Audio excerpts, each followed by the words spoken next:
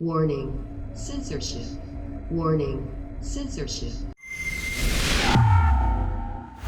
David Menzies for Rebel News here in Toronto. Well, if you heard the news, folks, Ontario Premier Doug Ford has announced that, stages, stage 1, stage 2, stage 3 of the Wuhan virus economic lockdowns, that's just so October.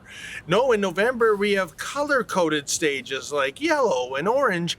And get this, the regions that were on a modified stage 2 lockdown, I'm talking about Peel and York and the city of Ottawa, they will formally be allowed to move into the orange category. Premier Ford said that Mayor Tory says that he has asked for, quote, a little more time, end quote. A little more time, yeah, just as, well over 100 Toronto restaurants have gone bankrupt due to the stage 2 lockdown in Toronto, and gyms are barely hanging on by their fingernails. John Tory needs more time for what?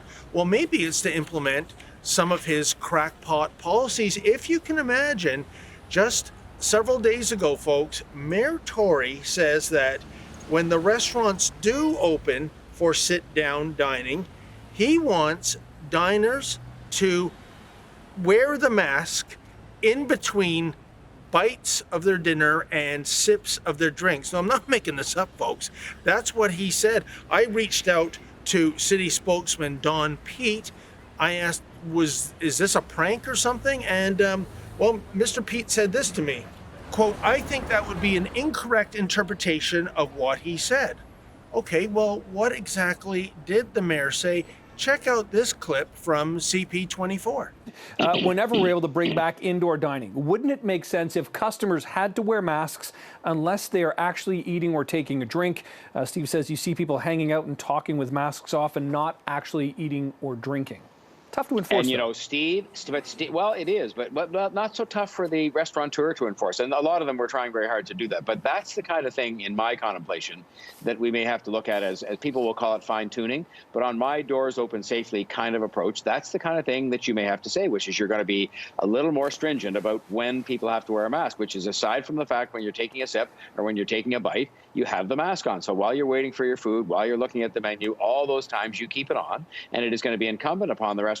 Yeah, I think Mayor Tory is saying mask up between bites and sips, which is ludicrous. I mean, how is it that anyone thinks the Wuhan virus knows that when you lower your mask to take a bite or to sip your drink, that subject is off limits for infection because we need sustenance to live on? I mean, it's not based on any kind of science. It's not based on any kind of medical theory whatsoever. But believe it or not, it's not unprecedented. Back on October 6th, the office of Governor Gavin Newsom of California, they sent out this tweet, a quote, going out to eat with members of your household this weekend, don't forget to keep your mask on between bites, end quote. Yeah, so if anything is being contagious and is spreading in this year of 2020, I think it's insanity. We just have to ask ourselves, are we at peak insanity yet? Okay, so let's just see how this would play out, this idea of masking up between bites, folks. As you can see, I have my mask on. I have my little Nutribar here. I'm pretty hungry right now, put in a full day's work. Mask down.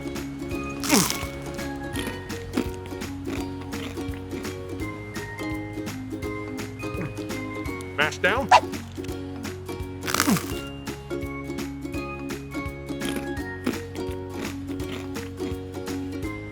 You know what? I've lost my appetite. If the camera's shaky, my cameraman Lincoln, my very own Jimmy Olsen, he's laughing. It's so insane. Why are we agreeing to this? Why can't our politicians just open up the economy and get this province, get these cities, get these regions back to work? And for the love of God, stop saying you're beholden to the science and to what medical doctors say, because no virus is going to just hover around you allowing you to take a bite and not infect you because it thinks you might be hungry or thirsty. Like I said, I'm pretty hungry now, but thanks to the likes of Mayor John Tory, I have totally lost my appetite. For Rebel News, I'm David the Menzoid Menzies. And why am I wearing this thing anyways? Hey folks, if you can, please go to journalistdefensefund.com. If you're able to, make a donation so that we can continue to bring you the other side of the story.